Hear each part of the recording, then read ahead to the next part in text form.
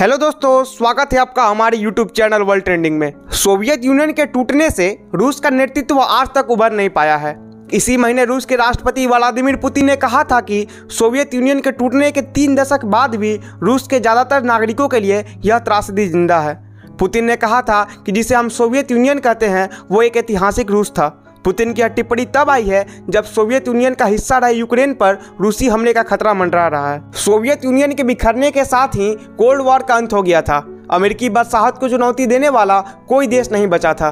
कहा गया कि अब दुनिया एक ध्रुवी हो गई है, लेकिन अब एक नई स्थिति युद्ध की शुरुआत मानी जा रही है। इस बार अमेरिका के सामने रूस नहीं चीन होगा। चीन ने संभावित या जारी शीत युद्ध को लेकर जो कुछ कहा है वो अमेरिका के लिए तो चुनौती है ही, साथ ही रूस के पुराने जख्मों पर भी नमक डालने जैसा है। अमेरिका में चीन के राजदूत किंग गोंग ने पिछले सोमवार को एक प्रेस ब्रीफिंग में कहा कि अगर कोई नया शीत युद्ध चल रहा है तो चीन सोवियत यूनियन नहीं है कि हार जाएगा। गोंग ने अमेरिका को सतर्क करते हुए कहा कि वो ताइवान के मामले में एहतियात से काम ले, क्योंकि एक ऐसा मामला है जिससे दोनों देशों में वॉर तक हो सकती है। अमेरिका में चीन के राजदूत ने यह भी कहा कि अमेरिका के साथ परमाणु वार्ता शायद ही संभव है, क्योंकि चीन का परमाणु हथियार अमेरिका की तुलना में बहुत कम है। उन्होंने आगे कहा कि अमेरिका में कुछ लोग शीत युद्ध की मानसिकता से ग्रस्त हैं, चीन के साथ सोवियत यूनियन जैसा व्यवहार कर रहे हैं, लेकिन चीन सोवियत यूनियन नहीं है और अमेरिका 30 साल पहले जैसा भी नहीं है।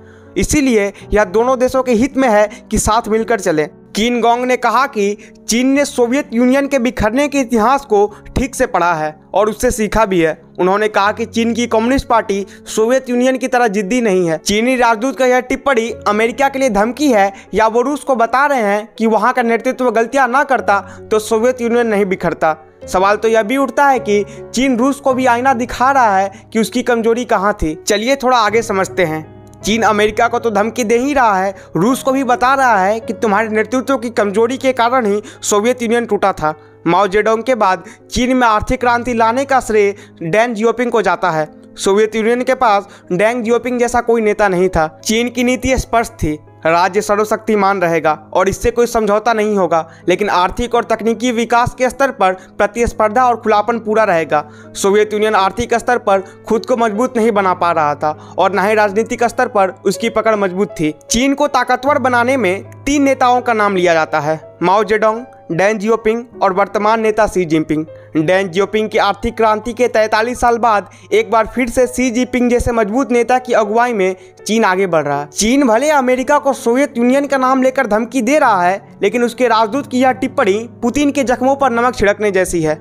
पुतिन सोवियत यूनियन के बिखरने को त्रासदी कहते हैं और चीन अगर उसकी मिसाल देकर कहेगा कि हम सोवियत यूनियन नहीं है तो जाहिर सी बात है रूस के लोग असहज महसूस करेंगे। सोवियत यूनियन के जिस जिद की बात चीनी राजदूत कर रहे हैं वो सही है। अगर आर्थिक और तकनीकी स्तर पर सोवियत नेताओं ने खुद को बदला होता तो यह नौबत नहीं आती। आज के लिए बस इतना ही, मिलते हैं किसी अगले वीडियो में। तब तक के लिए चैनल को जरूर सब्सक्राइब कीजिएगा।